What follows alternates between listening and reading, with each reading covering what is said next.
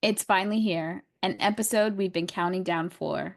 We're celebrating the 25th anniversary of X-Men, the film that helped kickstart the modern superhero movie era. And this one's extra special because of my deep love for the X-Men comics, along with some very spicy opinions about people we hate. So get ready for claws, commentary, and a whole lot of mutant energy.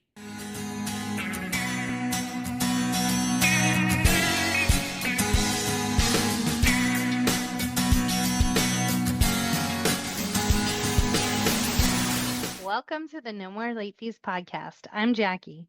And I'm Danielle, and we're just two best friends and ex-Blockbuster employees rewatching some of the best and worst movies from the late 90s and early 2000s. And this week is a big one. We're celebrating 25 years of X-Men. This movie holds a lot of weight, both as a turning point for superhero films and as the start of a very mixed franchise. And as someone who's been obsessed with X-Men comics since I was a kid, I have feelings. Big feelings. Big feelings. But before we dive in, let's get into some housekeeping. I'm so scared. What the hell is that? I was switching it up. Too much? I wasn't ready. We're not even doing a horror movie. Okay. Well, you keep me on my toes. Aunt Jackie doesn't do voices. This is what I tell Willow. I only got a couple. If you love the podcast and want to support us, here's a few ways that you can. You can buy us a virtual cup of coffee at ko-fi.com/no more late fees. Every contribution helps us to keep the Blockbuster vibes alive. And if you throw us $50, you can choose a movie in our time frame. Looking to add some mutant merch to your collection? Check out our Amazon store for curated picks inspired by the X-Men, nostalgia finds, and more. Just head to amazon.com/shop/no more late fees podcast. And if you want even more than the upcoming bonus episode later this week, which is by far our longest because we get in deep, y'all. But if you want more hot takes, deep dives, behind the scenes fun, join our Patreon for exclusive bonus episodes and perks at patreon.com/no more late fees. Buckle up, folks. We're ready to dive in, and we're not alone. We have one of our favorite guests back, my cousin, Patrice. Hello. Hello. Good to be back. Back like I never left. We are so happy to have you back. And we have a theme going because last time you were here, you were on our Blade episode. So now she's back. And you also don't want to miss this week's bonus episode where we discuss comic book inaccuracies, drag Bryan Singer, and find out Patrice's employee picks. But, Danielle, it's time. Tell us about X-Men from 2000.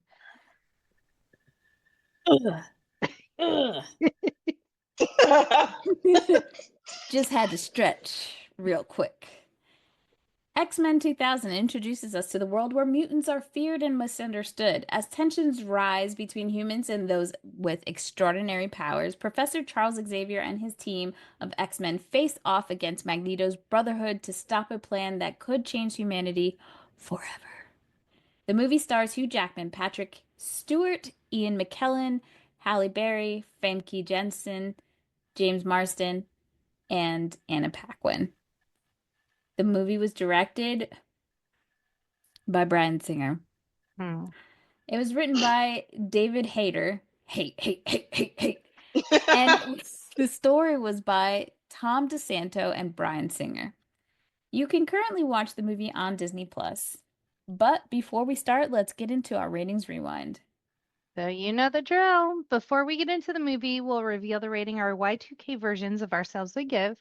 Then at the end, we'll see if our current selves agree with our initial ratings. Our scale consists of would buy it again. The best would play and repeat. 5-day rental. Would watch again. 2-day rental. Okay, but nothing to write home about. Insane, day rental. Storm, light them up. It's trash.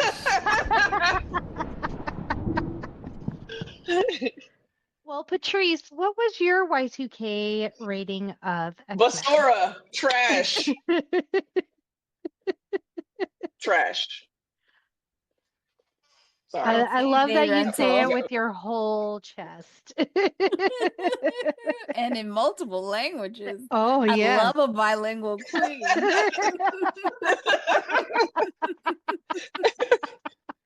Danielle? Oh. I went to look at my DVDs to... I swear I have this on DVD. I know I bought it. And I'm mad about But the you movie. also had lack of resources at that point. Yes. You took what you could get. I was thirsty.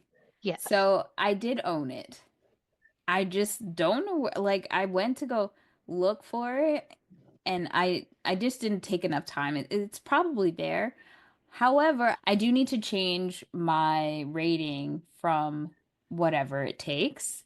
I think I said 5-day rental, but surprise, bitch, I own it. So Ooh. did not realize that. I rubbed off on you. Yeah, I should really check every episode to make sure, because I didn't check for that. Well owned this movie, so I didn't know what I was doing. I was just a little X-Men baby. But let's hop into the box office. Yes, our money went towards this. Jackie and I did go see this movie together.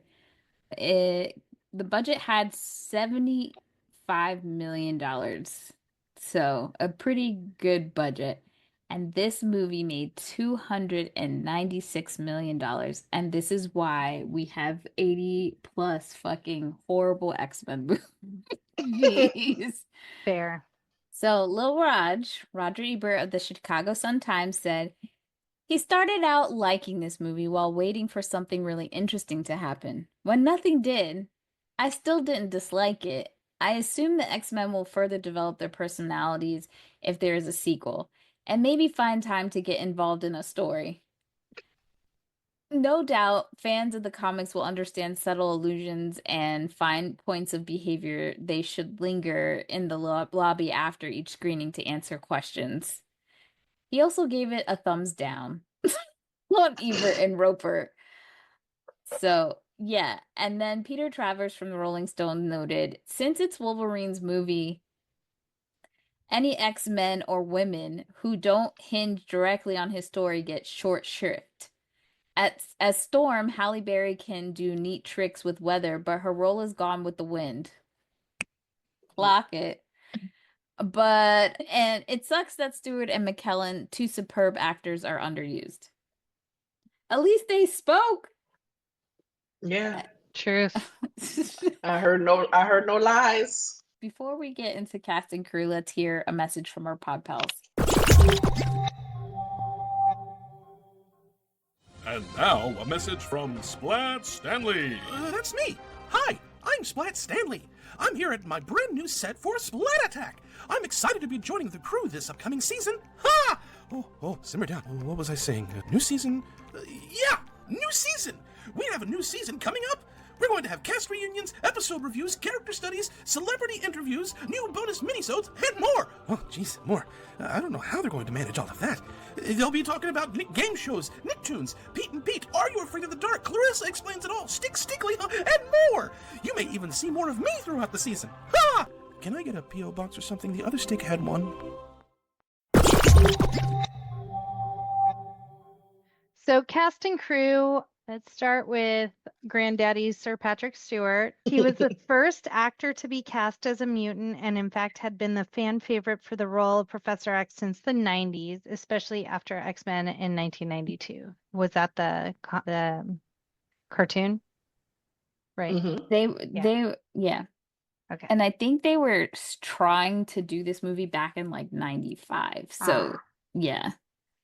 because they said that they invited some guy named Glenn Danzig to audition in 95 as his weight, I mean, not his weight, his height and build was closely resembled that of the, character. But he declined due to scheduling conflicts with his band. So I guess he's a singer. Interesting. The director was also a huge fan of Star Trek movies and television shows, so Patrick Stewart was his only choice for the role of Professor X. Though other more bankable actors lobbied for the role, the director always felt only Stewart, who had long been a fan favorite, could play the part. I loved Patrice's reaction to reading our next fact, so I'm going to have Patrice reenact that. Yeah, this is news to me. Sir Patrick Stewart was not familiar with the X-Men, and he believed that it was related to the X-Files. That my flabbers are gasted. I really thought that I don't know, it just feels like he was just born to be Professor X, so I don't understand how he didn't know what X-Men was about, but I don't know. He's old. He was old even back then, so It's true. it's fine, I guess. Yeah. I am shocked to learn this one that Jim Caviezel was originally cast as Cyclops, but backed out due to scheduling conflicts with Frequency. Praise Jesus for Frequency. I never thought I would say that. Like, James Marsden did what he could with what the material he was given, but Jim Caviezel, I fucking hate that dude. Me So, too. I hate Jesus, y'all. Don't be saying that on the I'm Lord's sorry. internet. I'm sorry. I don't really mean Jesus. Jesus, I'm sorry. He knew what I meant. He laughed. I'm sure Jesus knows her heart. he does. But the guy who played Jesus is the worst. Yeah. So Wolverine, a lot of information about Wolverine. The director's first choice was Russell Crowe. He turned it down. I can see it. Yeah. Same. Other That actors would can. have been such a toxic ass fucking set if Oh my Russell gosh. Crowe was on It wouldn't have too. gotten made. It would just been people walking off set all the time. Other actors considered for the role were Mel Gibson, ew, Aaron Eckhart, Jean-Claude Van Damme, Viggo Mortensen, Edward Norton, Bob Hoskins. This list is varied and wide. It's all there's no common theme here aside from them being short. men Some of who them are are like, short. Bob Bob is short. Hoskins and Keanu Reeves and Gary Sinise. How did we go from Mario to Neo in the same breath? I don't know, but that is a wild lineup. Rachel Lee Cook was considered for the role of Rogue. I wouldn't be mad at that, although I need to see her accent. Right. And to think Anna Paquin dropped out of the lead role of a movie called Tart in favor of X-Men. Good choice, because has anyone seen Tart? Raise your hand. nope. Yeah. Nope. Didn't think so. What else we got? Oh, I've seen the cover box to Tart. I just had to pull it up. Jean Grey, originally the Beast was going to be in the final part of the movie, but was cut out to be saved for the sequels. So his profession was incorporated into Jean Grey, which was a medical doctor and political supporter of mutant rights. When I saw Terrible. her with a needle in her hand, I said, "What's happening here?" Like, I was very confused. I was like, "Where is Beast?" They could have had anybody else. Jean Grey, she would have fainted at the sight of blood immediately. Right. Immediately. Get this one. Janet Jackson was offered the role of Storm, but she turned it down due to tour obligations, and even that I would have been happier about in that casting. Oh God. Oh, Hallie. It's not And her then fault. Sir Ian McKellen was doing fucking double duty because he was shooting this and Lord of the Rings at the same time, right? No, so Oh, okay. he was going to he felt like he had to choose, but he talked to Bryan Singer. Bryan Singer, I think, changed when they were the start of the movie, so he could do Lord of the Rings. And he was convinced, but when he saw his costume, Who which I Meg? mean, Ian? yeah, like the helmet's what did it for you? Because the rest of Hey, the costume's just regular smegular. Like, maybe he likes okay. leather and whips and chains. I would say I missed this very critical, important fact about Hugh Jackman's man parts getting caught in his harness after a 6 foot jump off the Statue of Liberty. Okay. Their Oh, kids All are right. Hugh. adopted, so maybe this is why. Um, his Okay. his wife originally told him not to take the role. Hugh Jackman's wife at the time. She Interesting. she told okay, so instead of Russell Crowe's who recommended Hugh Jackman when he turned down the role.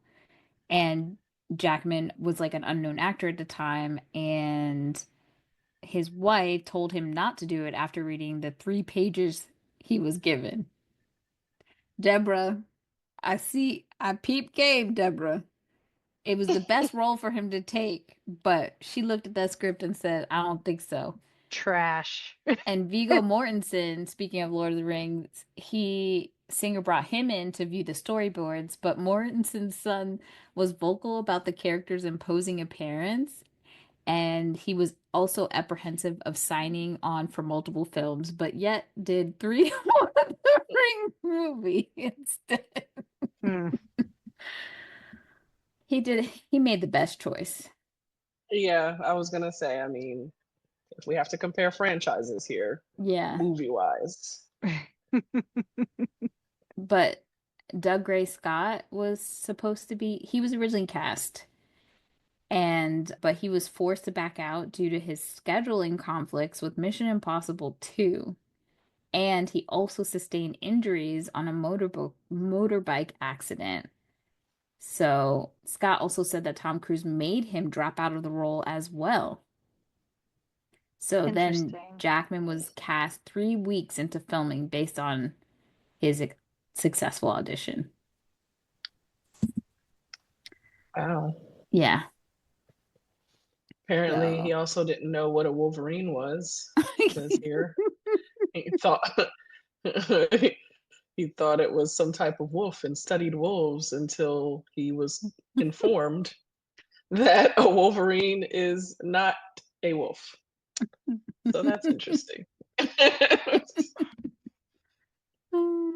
There was a lot happening, I guess. Yeah. A lot of confusion on the set. No, it didn't seem like many die-hard X-Men comic book fans signing on for roles in this movie. At all. Apparently, the original start date for this movie was mid 1999, with the release date set for Christmas 2000. But Fox moved X-Men to June because Steven Spielberg had been scheduled to film Minority Report for release in June of 2000, but he had chosen to film AI, artificial intelligence. So Fox needed a film to fill the void. So that meant that Singer had to finish X-Men 6 months ahead of schedule, although filming had been pushed back. So the release date was then moved to July 14th. Yeah, it came out July 14th, 2000. It charted at number one the week that it came out. Also in the top five were Scary Movie, The Perfect Storm, The Kid, and The Patriot. So that's what the That was, competition was looking like. and The Patriot had come out a like must come out like 4th of July weekend or whatever, because I remember we graduated from high school. My godmother came like af like a month for my birthday because she didn't get to come to graduation, and then we went to see The Patriot. So that movie must have just been in theaters for a long time. If it, in That's when we didn't hate Mel Gibson. Yeah. But on set, and check out our bonus episode because we really go into more about Bryan Singer. But just to lay the landscape, during production, Singer would allegedly arrive late and experience mood swings and explosive tantrums. At the time, Singer claimed to be taking medication for back pain. Cast and crew members found Singer's drug use too problematic. Kevin Feige, the film's associate producer, was flown on set to ensure that Singer was kept in line. Singer was also accused of giving small roles to young actors and minors in exchange for sex. A source for Pyro actor Alex Burton says he was told the role was created for him by Singer and Mark Collins Rector. Burton was also flown from Los Angeles to Toronto for filming, an unusual occurrence for an actor with a minor role. Several sources close to the Hollywood Reporter claimed that story meetings were unprofessional even by eccentric auteur standards, with Singer allegedly bringing young guys who were not involved with the project to the meetings. He also banned comics on set, and Feige had to sneak them on for actors to understand their roles. Also, let it be known, and this is all I'm going to say any further about the essay allegations. Brian Peck was also hired on this movie because when those letters came out, if you saw Quiet on the Set, and you know anything about what happened, you know Brian Peck's name for the allegations that from what's the guy's name from Drake and Josh? Drake Bell. Yep. That one of the letters that were given to the judge in that case was from James Marsden. And I kept thinking to myself, when the fuck did James Marsden ever get entangled with Brian Peck? Yep. And I just feel like anybody worth salt could look at that person and know he's a weirdo.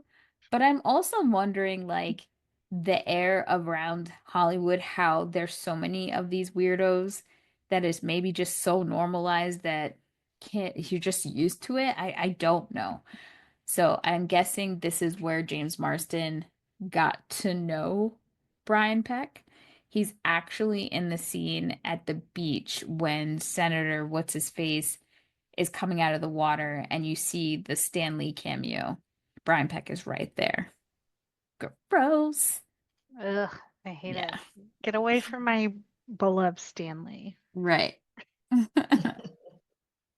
Okay, so I just keep having this thought that the episode is going to be shorter than the bonus episode. So we are going to get into the nuances of the characters, as well as, like Danielle said, the controversy and accusations with the director in our bonus episode that comes out later this week. So if you feel like we're not tearing it apart that much, it's because we literally had to separate this into two almost separate episodes to get through all of it. So, without further ado, X-Men. So the prequel of the Sorry. movie, Sorry. you're good. The prequel of the movie happens, or the prelude of the movie happens in Auschwitz, Poland. We see Magneto as a child in a concentration camp, and we see him being separated from his parents, and then we see his powers and what he is able to do as a child. The soldiers that are there, they knock him out, and that's how we come to find out he is the one that's manipulating this metal fence. And so this kind of sets the experience of Magneto through and his distrust of humanity moving forward. And so that kind of sets us up as to why he is doing the things he's doing in present day. And so the funniest thing is that a lot of talk about like comic books being too woke and not understanding the lore of even how X-Men were created Yep. and the archetypes of the viewpoints behind mutants, their take on how to engage with humans after being discriminated against and treated horribly. So you have Professor Xavier, which is supposed to represent Martin Luther King. And then you have Magneto, which is supposed to represent Malcolm X, which I find funny because the nuance there is getting closer to Martin Luther King's death. He starts to realize that what he's fighting for, the equality of Black people and to be integrated, one of the quotes that he says is that I feel like I don't know if he said it, I'm not saying this perfect, but it's like he's opened us up to go into a burning building. You know, all this fighting that he's done to get us to where we're at. It's almost like he realized the joke was on us, that we got set up for the okie doke when it comes to America in general. And then when you look at Malcolm X and his viewpoints towards the ends of his life, he started to change a little bit of some of his thought processes. Not too much, but I do find that the way that these two men are friends originally and fundamentally cannot align on how they approach the situation makes their story so interesting. And then rewatching this movie now and knowing what's happening right now felt like this movie was made yesterday. And that is what is so cool, I think, about history, and that they were able to take from history to make this storyline of all of these characters so compelling because it's rooted in things that have happened already. Like what we're going through right now is not new. It's just, and that's why it's so important for literacy. It's so important for us to know our history. And I sometimes think that why we're having this backlash right now, because that's what's happening, like this administration and everything is a backlash to progression and wanting to stop Black people from engaging with white people is because Black people historically have always told our stories from person to person because we were not always encouraged to read. And we had to always figure out ways to make sure that our history was not forgotten and was always kept. And I think the more interaction that white people have with Black people and other marginalized people, it's making people wake up to white supremacy and understand that this shit is like false and not real. And the problem isn't that Black people are getting more equality or equity. It's that white people are actually learning what the fuck is going on and that they too are suffering under white supremacy and it doesn't benefit them. I think that is the core issue that is happening. And so it's like the blockages and the rewinding and the whitewashing and getting rid of stuff is because you can't take from a population if they all are knowing what the fuck is going on. That's just my thought process. So watching this movie was like, damn, this could have came out today. This movie could have came out today. Hashtag Magneto was right.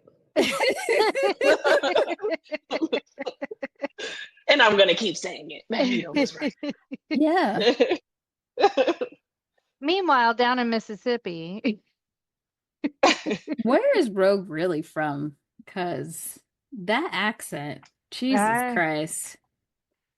Why? There was a point in the movie where people were protesting or whatever about mutants and everybody had signs. And one of the signs said, send the mutants to the moon. And I was just like, funny you say that because they tried, right? Like part of the, like Magneto tried to, like in the comics, he tried to put all the mutants on an asteroid called Asteroid M. And what did the humans do? They were like, oh, they could blow up Earth. We got to shoot them down. So I remember. So Oh shot my the God. asteroid down. Then we see in the X-Men 97 cartoon, he's like, all right, cool. We're gonna put all my people on this island called Genosha, Right? separate ourselves. And then what happens then? The humans come, blow up the island, slaughter everybody. And so I'm just like, Magneto has tried with you people. Okay. Which is such a great representation of like the time period. I implore any American especially, or anybody outside of America, if you really want to understand where we are today, to do research on the time period of Reconstruction.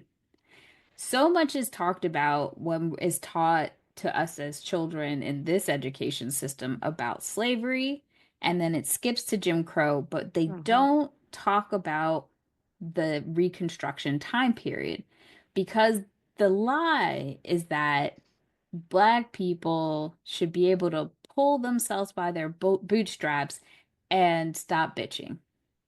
But what we've learned, and I think that's happened in more media lately, and like The Watchmen, we learned a lot of people now it's like common thread of what happened in Tulsa.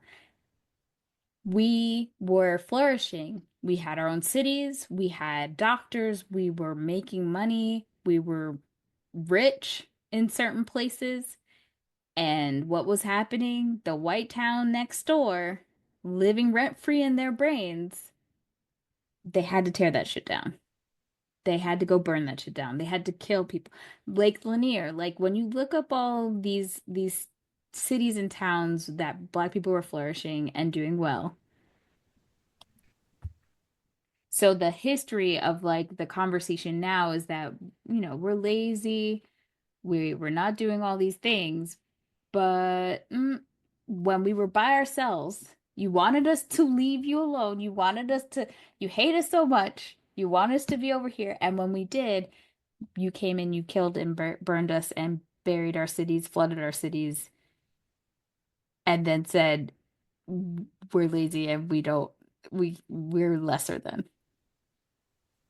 Right. Make it make sense. Just like, so that's what I'm like with the Magneto thing. It's just like such a parallel to real historical things that happened. As you said, Magneto was right.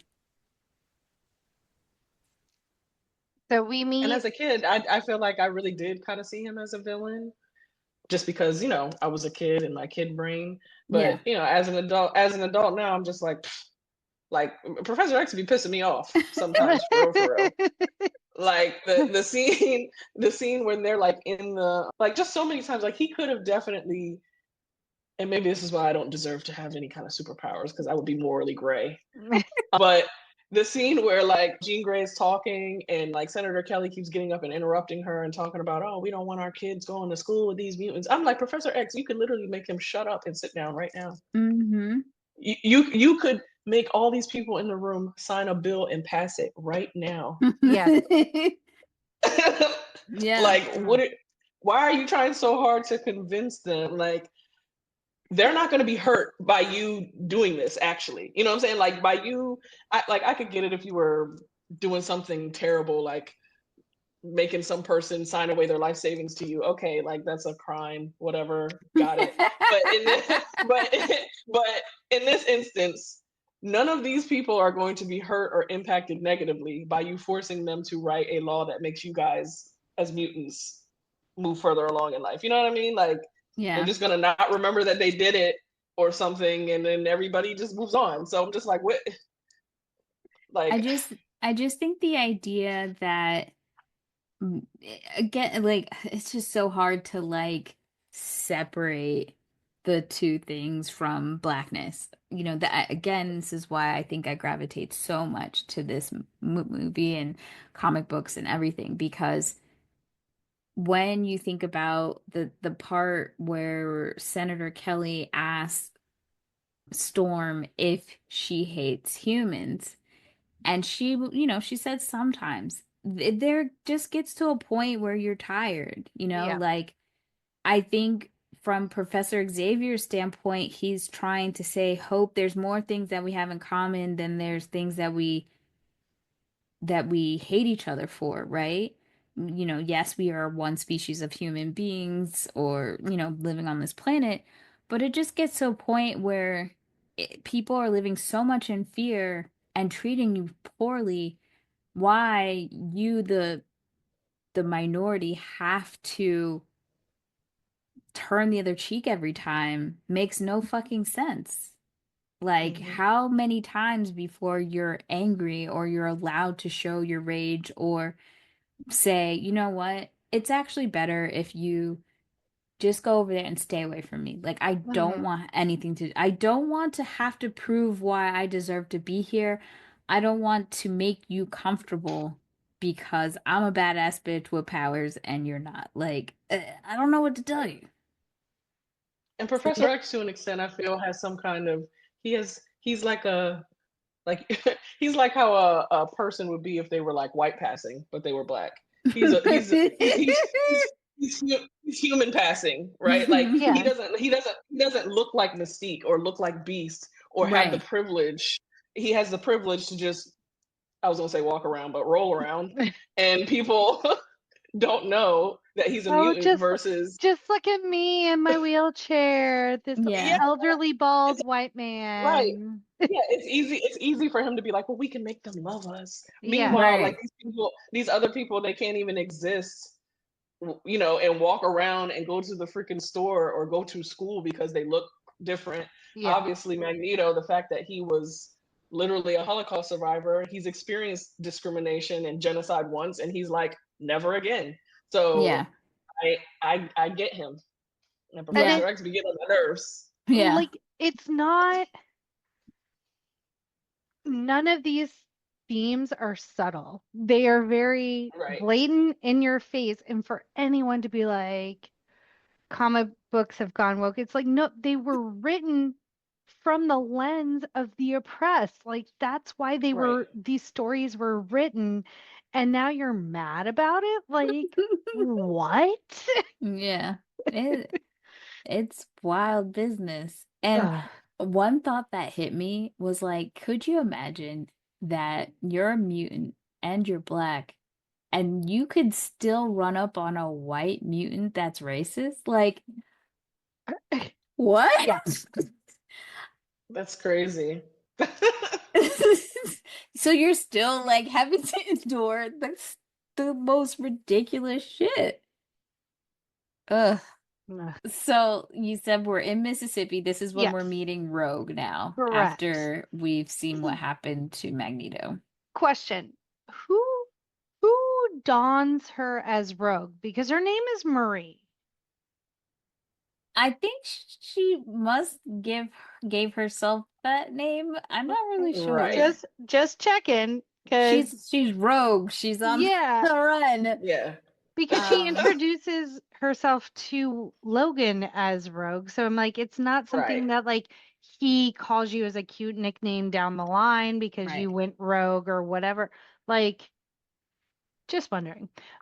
So yeah, she's in her room. She's talking to her boyfriend. They start making out, and she sucks all of his life force from his body and puts him in a coma. Not in a good way.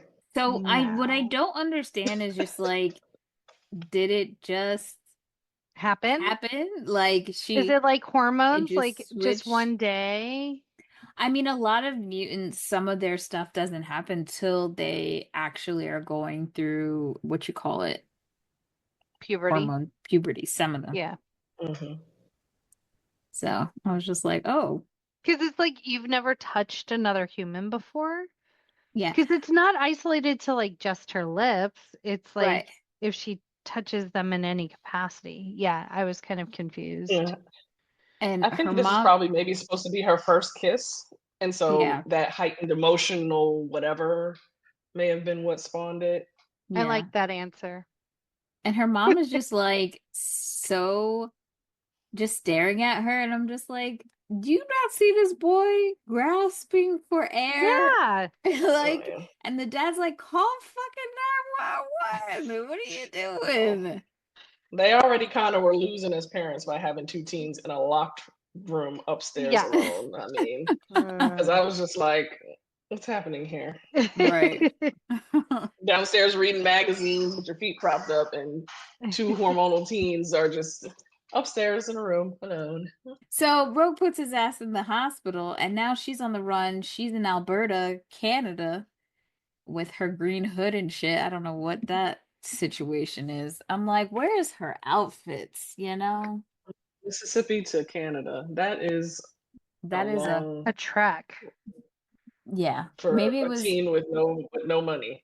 well, this was maybe it was the road trip that she had planned already, so this is what she's like, I might as well do it. Oh, okay. And she's lucky she's okay and didn't get trafficked and shit. Yeah. So, yeah. So it's at this point, like you said, in Canada, we're introduced to Logan, who goes by Wolverine. He does cage fights to earn money. And He's giving fourth season Ryan in the OC. oh, bitch, I'm about there. The next episode is when Marissa dies. I'm almost Oof. there. What you say?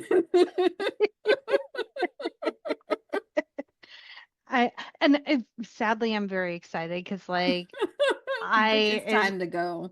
I may be in the minority, but like the fourth season, I really my enjoy. favorite. Yeah, it's so good. Okay, anyway, back to X-Men. So we're kind of shown Wolverine's abilities a little bit. Like we know he heals very quickly. Do his claws come out during the cage fight? No. So Okay. all we know is No. that he is a good fighter right now. Okay. Like this guy hits on him a few times, and then he literally insinuates that like he's very strong because the guy hits Wolverine's knuckles, and like his fucking hand cracks, breaks, whatever. And so we don't see anything mutant like per se, but like he's not really bleeding or anything like that. So, and then he Yeah, and has his it made like a sound effect too, like yeah, when he hit him, that like sounded like banging on metal, metal, which I yeah. found odd because later Mystique was whooping his ass, but with no Right. problems hitting him, Yeah. and she's naked, but whatever. Right. So then he does show his claws at one point because someone picks a fight with him, right? Right. So he's Okay. got his infamous leather jacket on, he's got a cigar hanging out, and this guy says like insinuates that essentially that he's a mutant or something's off with him because he doesn't think it's a fair fight. And he tries to attack him from behind with a knife, and Rogue is sitting at the bar drinking water, looking at the tip jar, like I don't know what she thought she was gonna do. And she tells Logan to watch out because the guy comes with a knife. Logan don't give a fuck because he knows he gonna heal regardless. But that's Right. when the claws come out. I honestly don't think he needed the claws to come out, but it's almost like animalistic that that they would come out in like quick with a quickness, And that's when everyone in the bar's like, fuck. And the bartender, bar guy, whatever, comes from behind the bar with his shotgun. Logan tears that up too. I'm like, if this man has blades in one hand, 1+1 = 2, bitch. Like, what are we Yeah. doing? And you know that mutants are a thing. Right. Right. Yeah, the guy in the first place coming up to him, I know what you are. So then you should probably know not to fuck with him. Right. Like Yeah. what kind of threat is this? Yeah.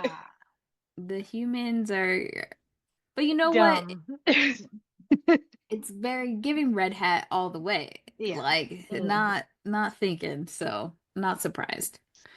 So So obviously, Logan retreats just because he doesn't want to deal with the bullshit. So he's going back to his truck, camper. truck camper thing, yeah. And Rogue's like, I need a ride. Hi, I'm Rogue. I'm getting in. And he's just like, the fuck? Well, Like, she gets in the back of his thing without him knowing. Yeah. I also love that a cigar, he left, watched him leave the cigar at the bar, but as soon as he got to the car, he had another one. I was like, damn, how many you got? But I guess he heard Rogue moving around, and so he stops the car and he sees her in there. And then she gets in the car. And then she just becomes a 2-year-old with all the questions. What's that? Why you heal quick? Why you got claws? Where are you going? What you doing? What's your name? What's your real name? Like, she's just full of questions. You got games on your phone? Yeah. And then I'm assuming it's jerky he gives her. She tears that shit up. Yeah, she's like, I'm hungry. I need a snack. And he's just like, maybe it'll keep you quiet for a couple of minutes. Chew on this. And then she tells him her name is Rogue. And I mean, we're honoring what they want to be called. So we're calling her Rogue from now on. And she like just proclaims that she has no home. Like, I ran away. I have no home. Where are you going? Take me with you. And so Logan's like, well, fuck, now I got responsibility. And she's like, you should be wearing your seatbelt. And he gets distracted. A fucking tree falls in front, and he straight flies out into the snow. And anybody else would have been dead. She's stuck. Now the camper's about to be on fire. Here comes some White Walker fucking out of the woods who comes in and is sniffing for Wolverine. And then they are miraculously saved because Logan gets up, he heals, and he's about to go help Rogue, but that's when the White Walker, aka Sabretooth, comes. I love ChatGPT says, suddenly their truck is attacked by Sabretooth, a hulking feral mutant. Accurate description. Yeah. And then just when things look bad, Cyclops and Storm arrive. They save Rogue. They save Logan because I think Logan was on the hood of the car because he got beat up by Sabretooth. And then they're back in the mansion. Now, tell me why Professor Xavier is... He's a little bit of a jokester, because why he did that to Wolverine like that? Why you in his head? Over here, over here. Like, why you putting that man in the hallway like that? What was the point? And the way Logan's just like, who? What? Who goes there? And he's just running, and it's like a maze. Like, it's so it's so weird. Stupid. And this whole scene could have given Storm 3 more lines instead. Yeah. Because why? I could just see Professor X just giggling as he's doing this. Because why did you do that? Like, it's so unnecessary. So unnecessary. Like, it would have been like, hey, Logan, just want to introduce myself. Don't be scared. You at my mansion. We cool. Right. White party at 3:00. Like, something. Yeah. We wear uniforms. They're in the cabinet to your left. Hope you love leather. We got lots of that. We automatically have your size. Don't worry. Next thing you know, Professor X got a mutant sweatshop in the back making leather outfits. Because, why did they have his size? Ridiculous. And is this the point where he wakes up and Jean is trying to put an IV in him? She's doing something because she's not medically licensed. I don't care what anybody said. She's just experimenting. Like, just the way that she's doing stuff, like she's touching this man's body in such a weird, non-clinical way. It's giving tapping, like sensually rubbing his arm. Right. You know, in the first Captain America movie, where after he takes the serum and the machine opens, and Peggy like involuntarily like touches his chest, is like, ooh, Which like the actress did that, by the way. yes, Fucking hate her. Go yeah, ahead. Sorry. but it's giving that just like I can't help myself. I need to touch you. Right. But Right. literally, the way she, like, you're putting an IV, which is here. Yeah, Why are you here? caressing. Like, what is this? No It's wonder he's like it's automatic. We about to go to Bone Right. Town. it's like when you Right. approach a horse from the rear and you have to like put your hand on its butt and guide it so it knows you're there. That's what Yeah. it felt like. She's just like, okay, I'm a coming. I'm a coming. And then that's when so he's getting molested by Jean Grey. I don't He, blame Wolverine at all for his reaction in this scene. right. He You chokes know her what? ass out. She's fucking got Correct. telepathy, telekinesis, and she's like, "Bitch, Yeah. blink your eyes, and he out." Like, what are you Right. doing? Or We, can't she talk to him in his And brain even and be like, hey, I'm trying to help you instead of trying to talk yeah. through your mouth? yeah, literally any number of things. But then you see, even before that happened, the way that she had to focus so hard to bring the needle across So the room, she dumb. was like, Oh, that's why she was fatigued. I'm just She like, had mental yeah, fatigue. she had already used, she could only use one little bit of her powers per scene. Okay, so she was drained after that. She didn't faint, so that's progress.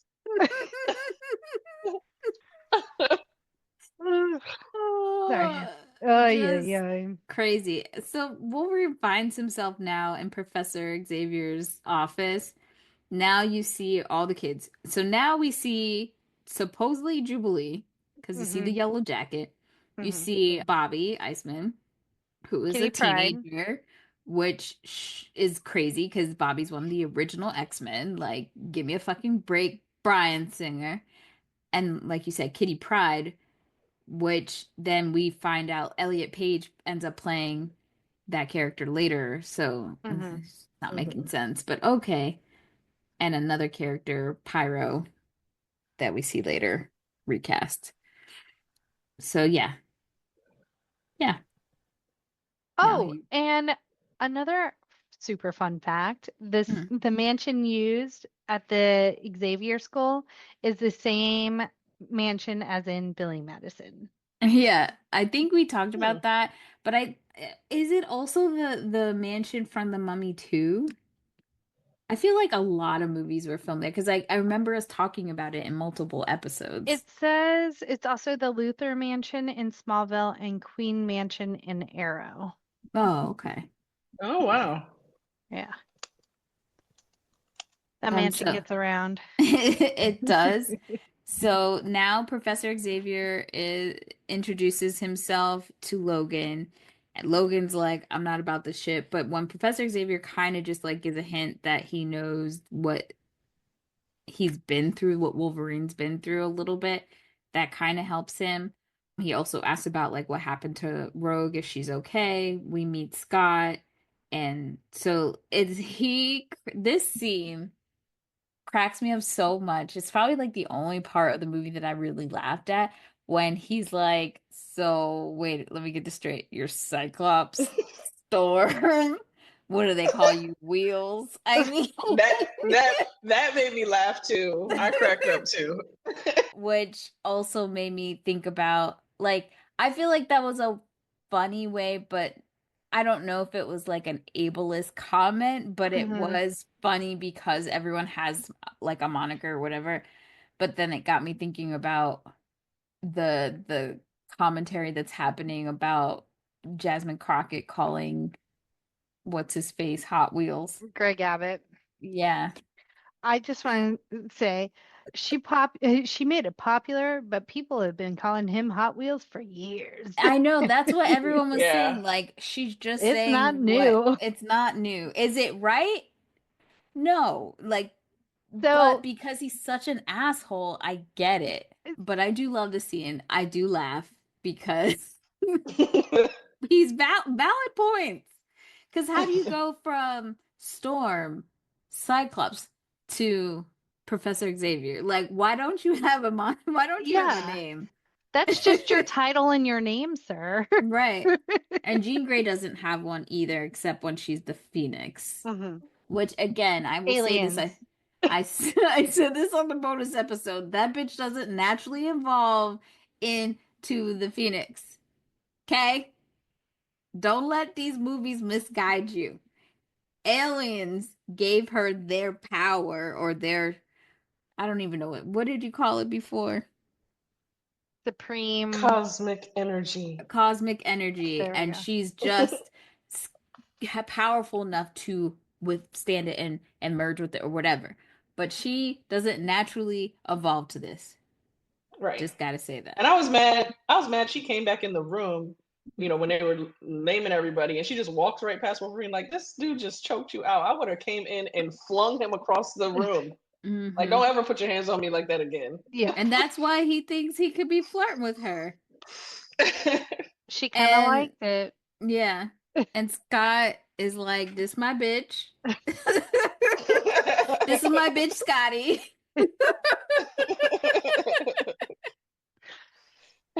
Oh, man. And then we also get some sort of conversation that Professor X is like kind of warning Wolverine that Magneto wants to use him and to kind of stay away from him, right? Yeah, because they're not like, they know Magneto's people came to attack Rogue and Oh, because Wolverine. Sabretooth, yes. Right. So so Professor Xavier kind of feels like he's not sure if it's actually Wolverine that he's after, but to be safe, he's trying to keep both Rogue and him in the house so that he could figure out what the hell's going on first. But I would be like maybe it's just a brother spat. Like, right. Look. Why do I immediately associate that with Magneto? I know because there's loophole or flaws in this movie, but like from a Professor X perspective and being able to see like Wolverine's past, I'd be like, oh, they're brothers. Maybe they'd just be fighting. I mean, I don't. And sorry, I was just gonna Mhm. say, and if he wanted to actually know what, like, we get it. He said later in the movie that, okay, Magneto is shielding himself from his powers, but Sabretooth and the rest of them are not. So if you really Right. wanted to know what was going on, at any point you could have read Sabretooth's mind, one of his henchmen's minds, figured out exactly what the fucking plan was. Yeah. I But just feel like Professor X don't be getting in the field. That's the problem. I feel like Sabretooth and Toad really don't got much going on. And I feel No. like a really good representation is if you watch the X-Men Evolution cartoon, Toad, not so Yeah, bright. he's pretty dumb. Yeah. We need Mystique in there to like really Right. understand what's going on. Professor Xavier Well, had she to managed find to that bitch She managed to first. sneak into the school. Right. But as for, like, I don't think he can really read Logan's memories. I feel like Logan's mind is, like, all jumbled up, so he can only pull pieces out, because if he could, then he would just tell him, this is your history. But he doesn't, because he doesn't know. And I think also this movie has historically shown that Professor Xavier can't spot a brother for nothing, because his own stepbrother was in a fucking movie, didn't acknowledge him. Correct. So. And we do get the next scene is we are formally introduced to Magneto's Brotherhood. So Mystique, Sabretooth, Toad, and then he kind of hints or alludes to the fact that like Logan isn't who he's after, but we're still not 100% sure of like what his plan is. Yeah, we do see at the UN when fake ass Jean Grey, the MD, when she's speaking, that we see Professor Xavier and Magneto like engage or whatever. And at one point Wolverine does ask him like, why can't you just read Magneto's brain? He's like, I'm trying, but I can't. He's doing something. So I'm guessing that he hasn't established that that man is wearing that The helmet. helmet. And this also establishes for other people to realize that both Eric, who like Professor Xavier's like one of the only people who calls him Eric, Mm-hmm. Magneto, that they have a friendship because he establishes that it is built, Eric helped build it. So we also learn that Eric can be building shit because you're like, wait a minute, how is he building this machine to make people mutants? Eric is a fucking genius. Okay? Just want to let you know. So then we get the Senate meeting where we see Senator Kelly is arguing for the Mutant Registration Act, where everyone's put on a list if you were identified as a mutant, because he claims that mutants are dangerous and need to be controlled. Professor X is watching this and like he has a concerned face, but not fucking concerned enough. Like this is everyone you love they're talking about. Not he don't be getting in the field. He just sits there and hopes. I do believe that his, like you said, his privilege keeps him, but like he really believes the best in people. And I don't think there's anything wrong with that, but significantly what Eric is constantly saying is that historically I've seen the worst of mankind and what happens when fear and greed take over. And my dude, we are on the pipeline towards that. And we can't, I'm sorry, rainbows and butterfly time is fucking over. We've got to do things to survive and make sure that we're not attacked. And guess what happens? Sentinels, all that shit starts happening, and they could have stopped all of this. But Magneto's like, hold my beer, Senator Kelly. Let's see how you like it, and uses his new machine and turns Senator Kelly into a mutant. It's like, okay, you gonna put yourself on the registry now, bitch? Right. And But now all of a sudden he's got a whole new leaf on life because he's scared. He shows up on this beach. This is the scene I was talking about where we get a Stan Lee cameo. He's fully naked in front of a bunch of children, which I'm like, that's a weird thing. But also tracks if you know the history of the director. Right. So then instead of going to a hospital, he tells them, he goes to find the X-Men and say, I was afraid that people would treat me bad, that I wouldn't be taken care of, that whatever. Oh, because really? Because you've done it. Yeah. And why does he even know the location of this school? What did Professor X not say? Oh, to everybody else, it's just a school for gifted youngsters. So how did this man know where to find find the school? And knew that it was a mutant already school? on a list. Yeah, because he'd be working with the government and stuff. So because Charles is so gung-ho on having everybody love him or whatever, peace and hope, baby. World, all right. Make it a better place. They know. And I'm sorry, Charles. I was not scared so Eric says to him, what are you gonna do when they come one day to come get your kids? And he's like, God help the people who ever come and try to get my kids. Yeah. I'm not scared. He tried to say, I pity the fool, but we don't take you seriously. No, I'm not scared. You know who I am scared of? Charles is his child Legion, because that dude. Oh yeah. But that's a whole other story. Yeah, we can also get into how Charles Xavier is a deadbeat to his own children, but raised all these other children. But fucking worst daddy of all time.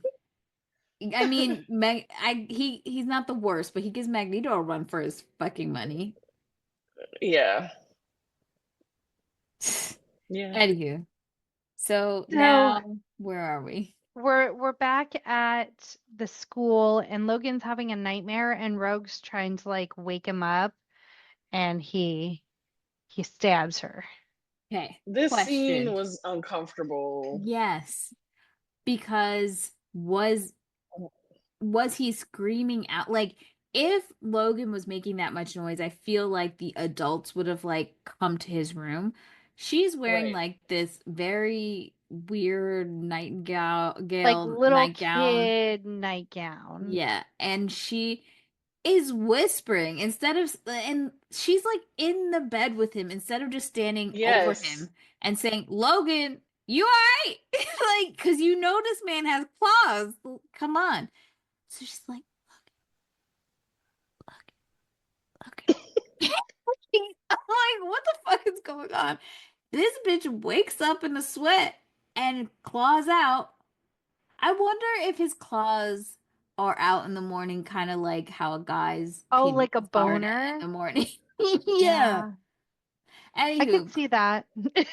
his claws, his claws come out, and he stab a bitch. And knowing that he heals, like he's still in her. I hate saying that. Terrible. But his claws are just there. Like he's not moving. She's like, then he goes, help, help. Everybody comes in, the kids come in. Nobody thinks this scene is weird. Like, if I was Right. Storm, like, why was she in here? And Rogue is like, it's an accident. Like, because eventually she goes to touch his face to take his healing powers, but she's about to kill his ass. And that's Hmm. when everybody comes in. I was like, so you didn't hear him like screaming. None of these telepaths heard shit. No warning Right. signals happened. No one heard when she got stabbed. No one heard when he screamed help. But they came when he did damn dared dead. hmm I found that scene to be very suspicious as well. Yeah. It was weird. Yeah. And then Jean Grey does allude that, oh, it seems that she seems to be sweet on you or like has a crush. So I just feel like they went so out of their way to make this relationship between Rogue and Wolverine when it's not canon in the comic books at Yeah. all. It's Right. just Trying to make fetch odd. happen. Right. So at this point, Rogue runs away because now she thinks she's like killed Logan or almost killed Logan by sucking his powers. And so they have to go and search for her. They find her at a train station. And they didn't even try to search for Xavier. It's just kind of like, oh, she's at the train station, right? Like, Well, what Yeah. ended up happening was the reason she thinks that everyone's mad at her is because Mystique pretends to be Bobby and is like really mean to her mm, and tells her to leave. And then she also sneaks in to Cerebrum to fuck up the thing to take out Professor Xavier essentially. So she messes with that. But he I think she does that afterwards because he uses it first to find out where Rogue is Hmm. because she's run away. And Logan doesn't wait for all of them. He takes Scott's motorcycle to go find her. Scott and Storm were sent to go look. They get fucked up. And this is where they had me all fucked up at this point because what do you mean you knocking around Storm? I all the media I've ever seen, I've never seen her get knocked around so easily. Right. Like by Sabretooth and Toad? Give me a fucking break. Give me a fucking break. Yeah, she's at the bus station with her horrible accent, getting her 2 lines in, asking if they seen this girl. Scott can't smell a clue. It's Yeah. not a good look. And eventually they track her down to a train and they they dart her, knock her Well, the fuck out. yeah, Wolverine finds her, has like a Yeah. sweet moment with her, and this is when we realize Magneto does not want Wolverine, Hmm. which should have been a clue because it's like, what would he want with him? That man offers nothing but metal he could just toss to the side. Like Right. he literally was recycling aluminum bins Yeah. with Wolverine. And he does dart Rogue because also he knows how powerful she is, essentially.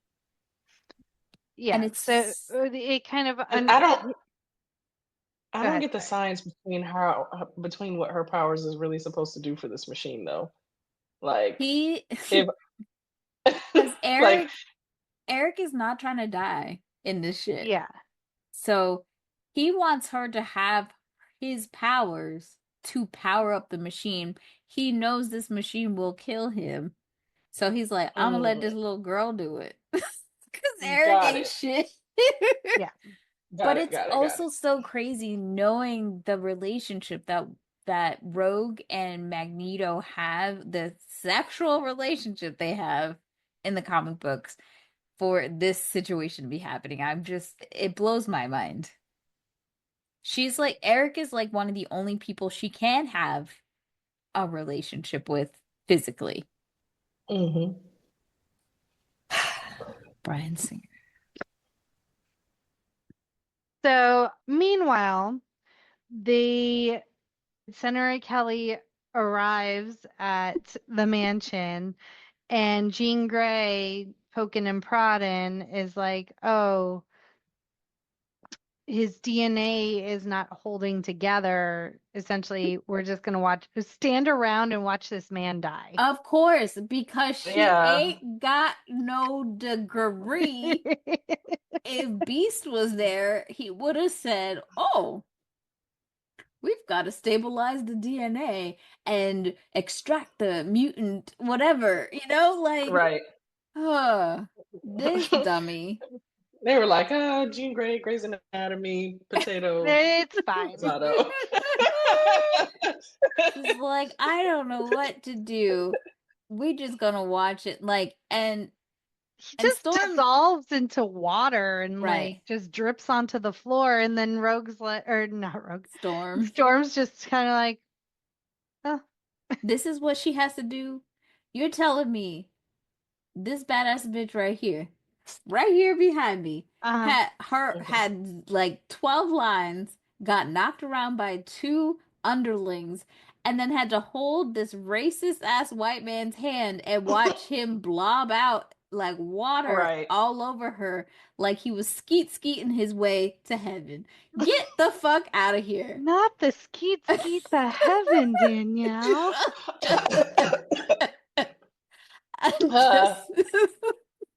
I'm just saying, it's disrespectful. Agreed. Oh. So yeah, Magneto's master plan is revealed. He has hidden his machine in the torch of the Statue of Liberty so it could be broadcast over. There's like some sort of convention being held with all these political leaders. And so he wants to get to mutinize everyone Right. in New York. So now we're all just fighting in the Statue of Liberty. I do think it's so significant that they did that. Like, Eric is a scholar of history, and he talks about how when he came over to this country after the Holocaust, he came in through, Ellis Island or whatever. Was it Ellis? He Yeah. came through there, and what dreams and hopes he had before he came over. And then just understanding the history of the Statue of Liberty, knowing that the French gave it to America to represent the struggles and the pain of Black people, and she was supposed to have chains, I believe, on her hands and on her feet. And America was like, nah, we can't do that. So they came to a compromise. To this day, she has chains at the bottom of her feet, but they changed to have her, not having it on the top of her hands or whatever. Mm-hmm. And it took scholars to fight to get that as a part of when you are taking the tour of the Statue of Liberty. So I thought that was very significant. I don't know if even Bryan Singer himself understood the significance, but I appreciated it. Did we miss the part where Professor X had Sabretooth choking Magneto? Did we Oh, skip that part? so yes, we did. You're right. This is the Because that pissed me off. Not getting in the field again. You tell us You're what in the happens at field. this scene. What happens in this scene? So Magneto has successfully, it seemed, gotten Rogue, and he's coming out with Toad and Sabretooth. Toad is holding Rogue, and Professor X is somewhere in a car with Jean Grey, uses his telepathy to make Sabretooth like grab Magneto's throat, and is too pussy to pull the trigger. I mean, he didn't even have to kill him. He could have, because people have been choked unconscious. Yeah. Right. So I was just like, what? Like, what was the point of this? And you could have made him. You could have had him take off his helmet so that you could then get into his mind. Like, there's so many options. So many options. And what does Jean Grey do? Like, she could be taking out all this. Like, she could be taking out Toad while this is happening. Right. Like, she's just sitting there looking at the whole time, just looking at Professor Xavier. And so it gets to a point where he is fighting with Magneto because Magneto has shot a gun now, and he's trying to stop the bullet from going into one person, and Magneto's like, well, you got a strength to do all of this. Actually, he does. Like, Charles Xavier has enough power that he could have done all of that. He could have really had a fight with that situation. But he gives up. And Jean Grey just fucking sitting there. When I tell you this bitch did nothing in this whole movie, it actually infuriates me more how little she did in comparison to how much Storm got rocked. Right. I just imagine her just like sitting next to him, just like filing her nails, just like reading a book. She's just along for the ride. Like, she has no interest. Do it, Danielle. Do it. Burn book. Jean Grey is a is a useless, unimportant, unhealed cancer. You didn't use cunt this time. I'm proud of you. Cancer cunt. Because she gives me a cancer who's unhealed. As a cancer, I can give that shade. And I also need to write Bryan Singer deserves to have hot, burning stones lodged up his rectum. Well then. Agreed on both fronts. So now we're back at the mansion because we done lost Rogue. Wheels run. Sorry. Professor Xavier gets fucked up by Cerebro because now it's been tampered with. And it's such a weird because thing once again, anybody can find this mansion. Right. Anybody can find this mansion. And Mystique knows where it is. Senator Kelly knows where it is. He talks like this place is so safe. It's giving Hogwarts vibes. Everybody can seemingly, these kids are not safe here. The Hogwarts had charms at least to protect them. He has no alarms going on. So the thing that happens is he puts on the helmet, something happens, and then somehow he still has enough motor function to hit his wheelchair thing to turn and, like he's trying to go somewhere, but then falls out. And I was just like, "Wh- What how if, like, how because Cerebrum, it's like a walkway, seemingly a suspended walkway, right, Yeah, to Cerebrum. Like, yeah, what would have happened if he had like passed out and like hit his joystick and like just wheeled off the edge of the walkway? dead.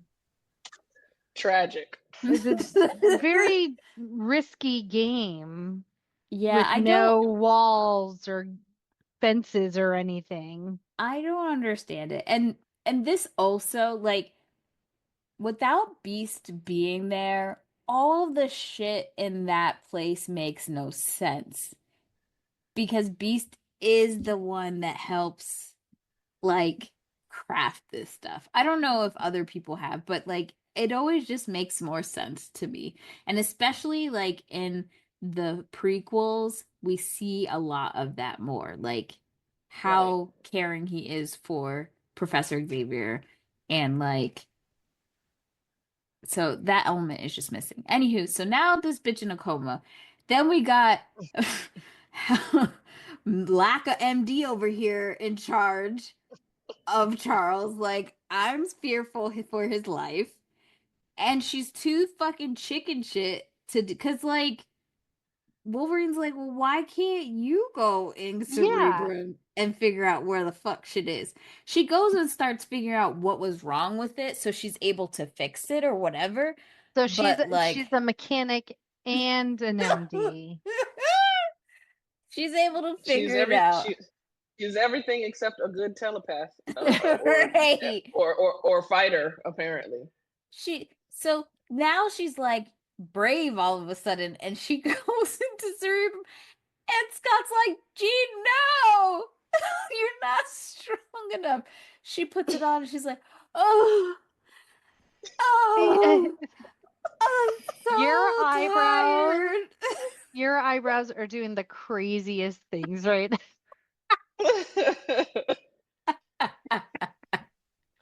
So she's exerted herself, but she does know where they've taken her. So now they're like, off to the jet, y'all. Let's get in uniform.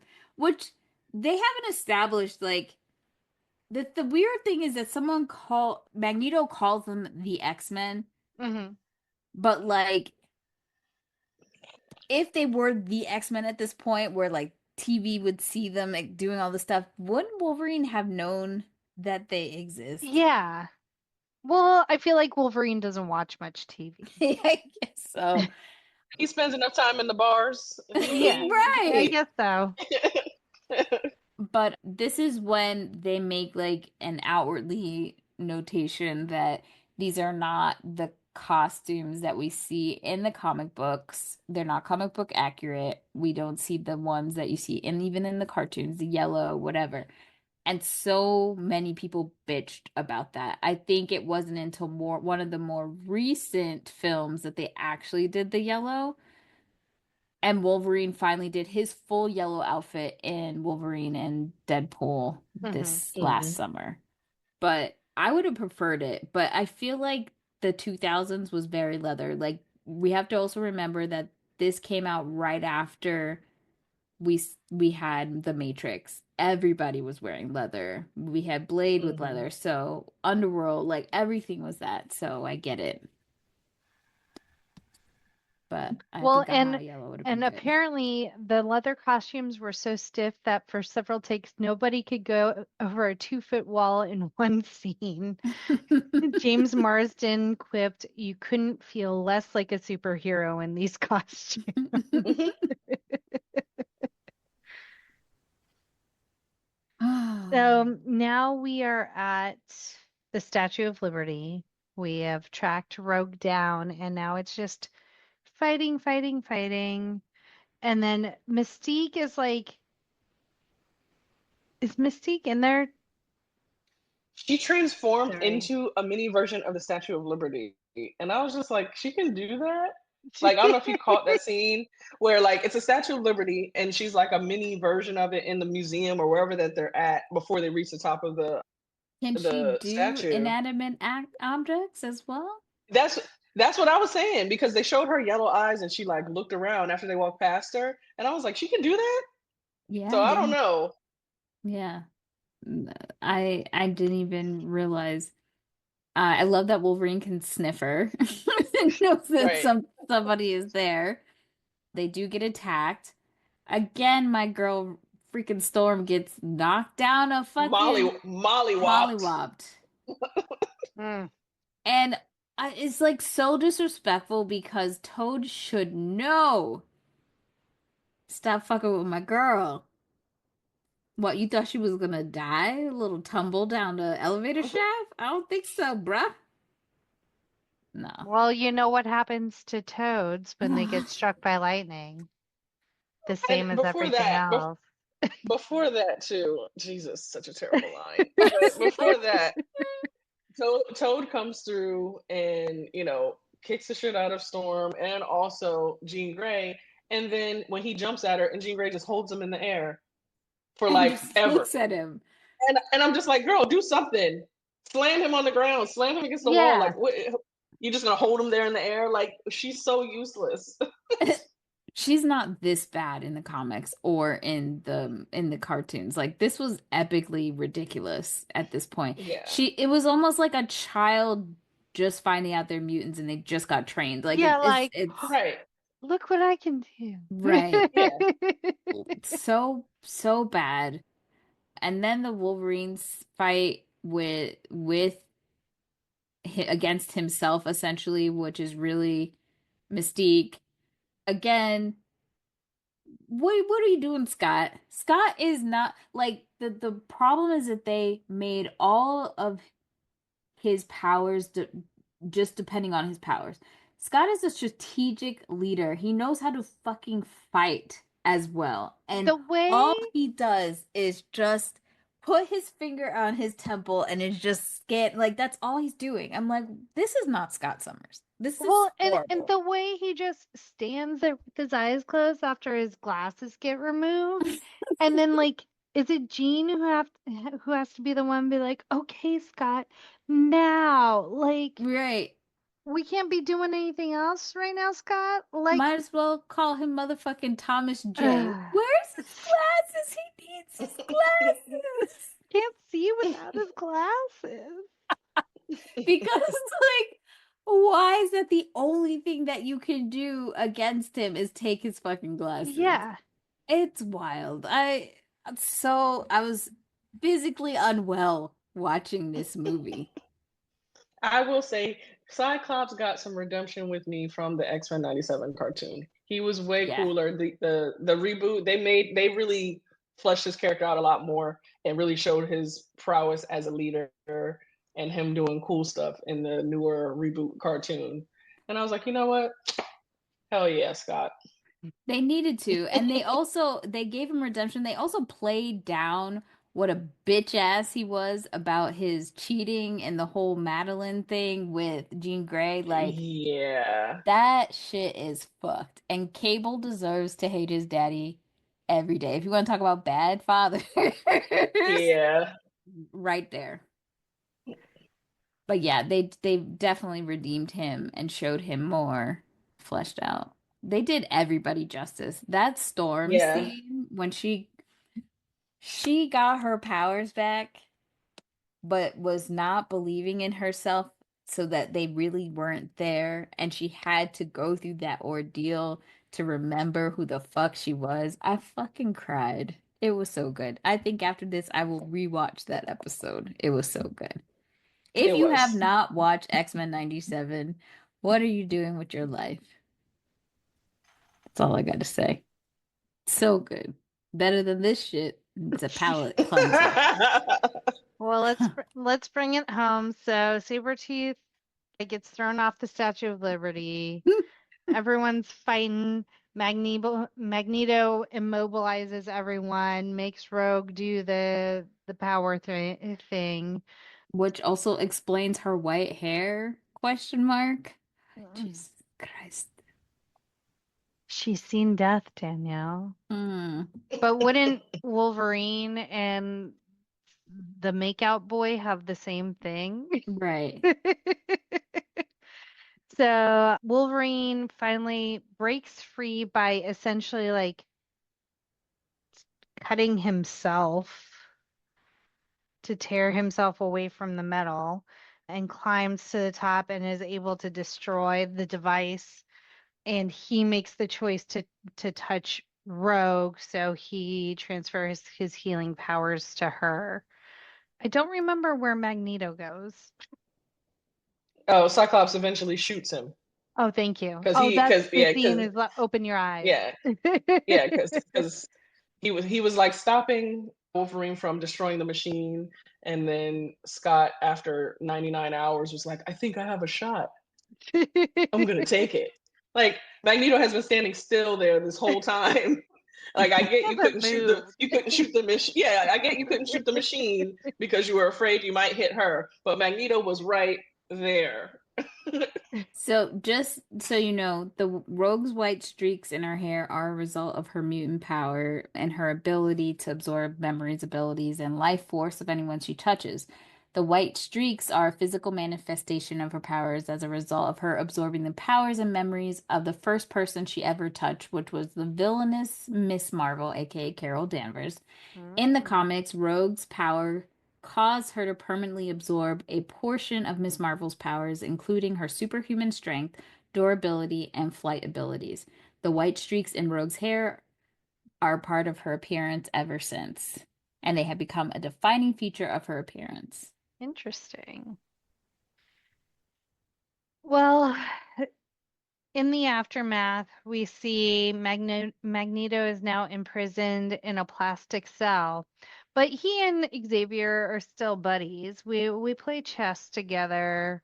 We have combos. We kiki.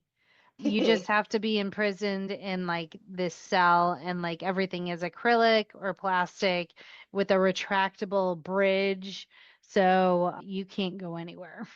You know what? Professor Xavier is how I feel about Superman, and Magneto is Batman, because Batman is always thinking ahead, and Superman is kind of like, shucks, so, I'll figure it out. I'm not saying that Clark is not smart. He just be doing dumb shit and He's does, not proactive at no, all. not in the Right. slightest. And I just feel like if it was reversed, Magneto would have had a solution to make sure, like his helmet, that Eric wasn't going to stand in his fucking way about shit. Yep. And I feel like Charles should have some sort of plan, knowing that he told him, I'm not going to be in this, how long you got me in this plastic toy house for? You think I'm going to stay here forever? Like, Right. I could take the iron out of a human's blood.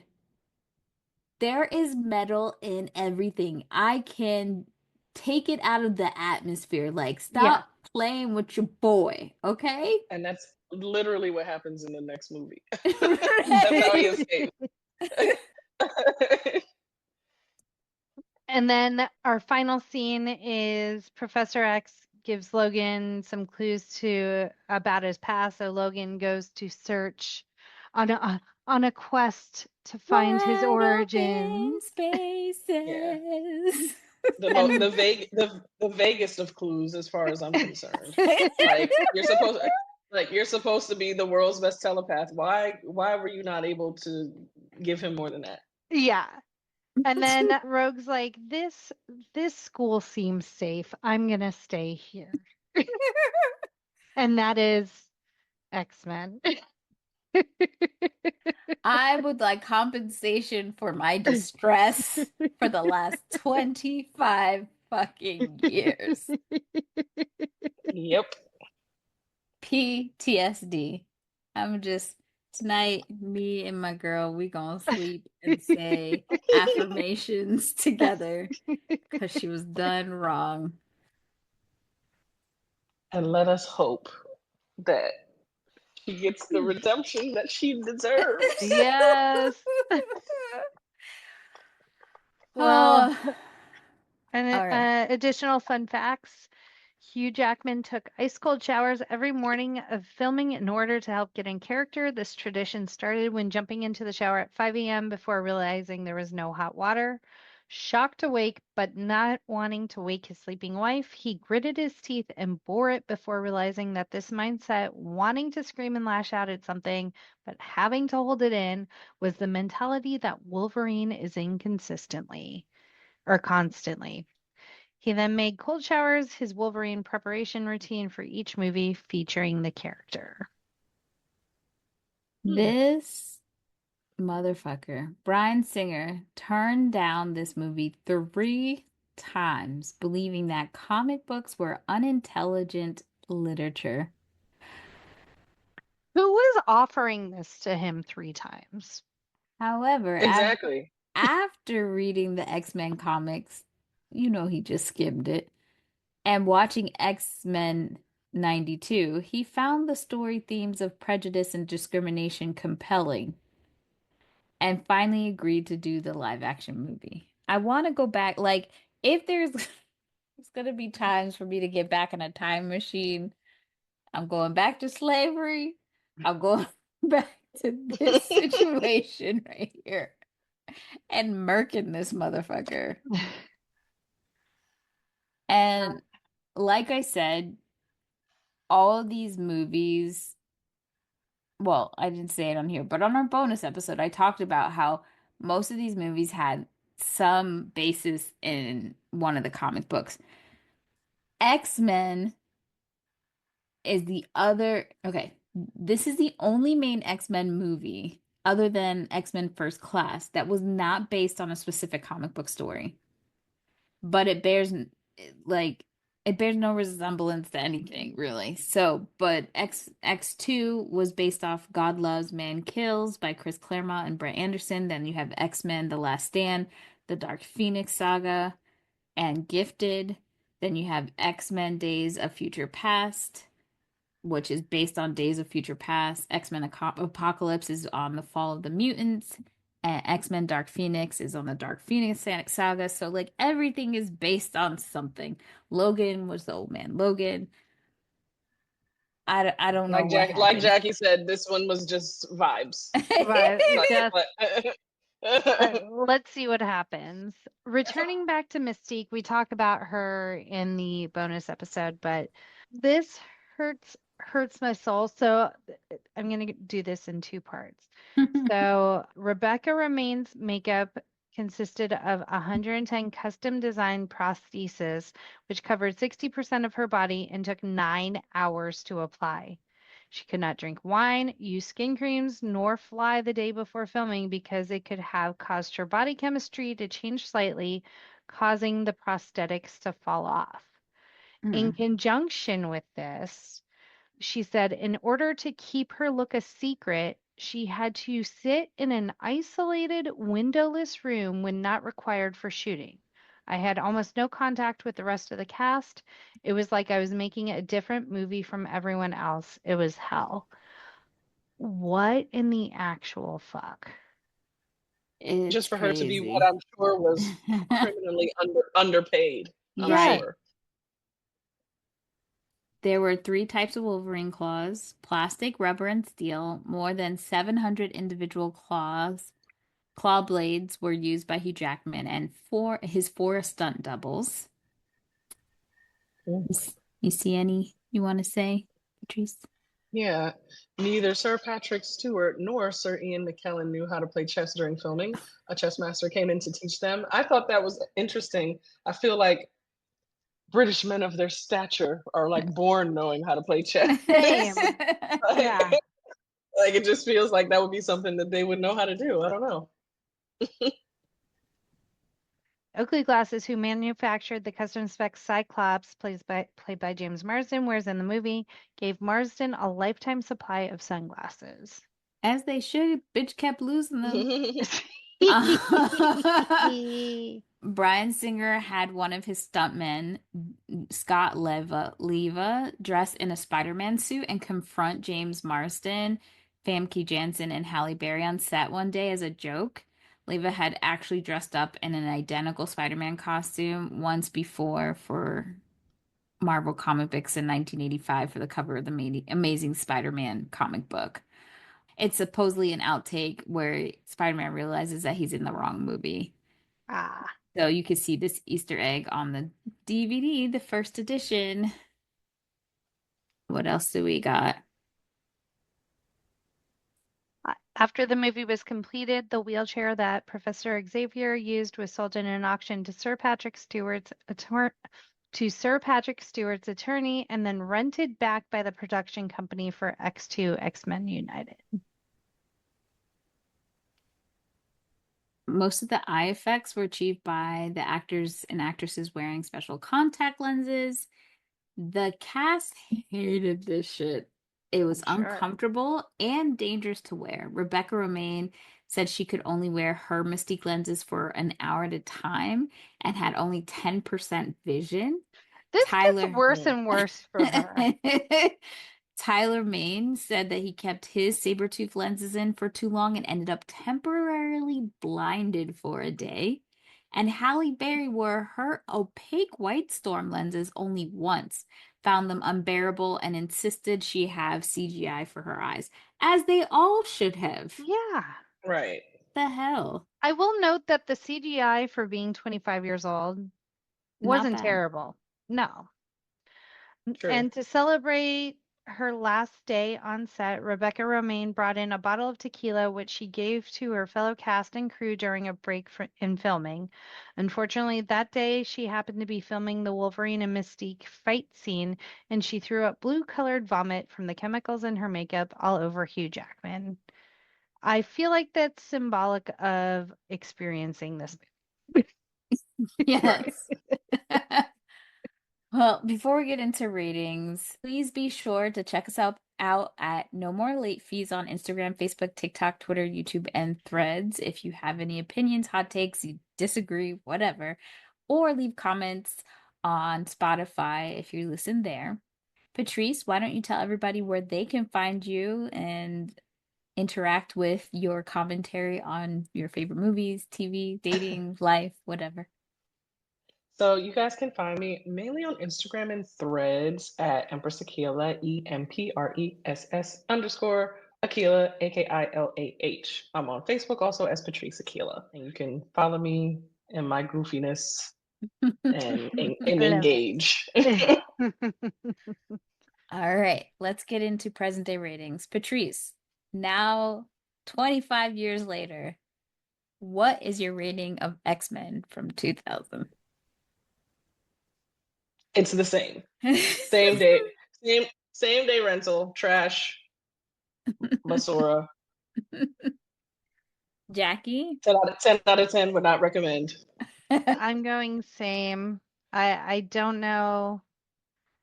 I don't know. Okay. Do I hate the director more than life itself? Yes. Is the writing not great? Yes. CGI is pretty good. I don't know what to say. Like, in the beginning of the movie, I wasn't so angry, but then they started. That's the same thing. That is the same thing that happened to me when it started. I was just like, maybe this isn't as bad as I remember it. Yeah. And I was like, oh, okay. Yeah, never mind. You know what? Fuck it. I don't know who I'm trying to protect. Same day rental. Like, I don't even own it anymore. So, well, if you have opinions of X-Men, please hit us up at our quick drop 909-601-6653. You can twat us at the Twitters, hem us at the Threads, butterfly in the sky at Blue Skies, and you could be featured on a future episode. and join us next week as we celebrate 5 years of No More Late Fees with the 30th anniversary of Clueless. I love whenever I do this section, Jackie always makes a face, but when I and then you cover it up. I cover it up because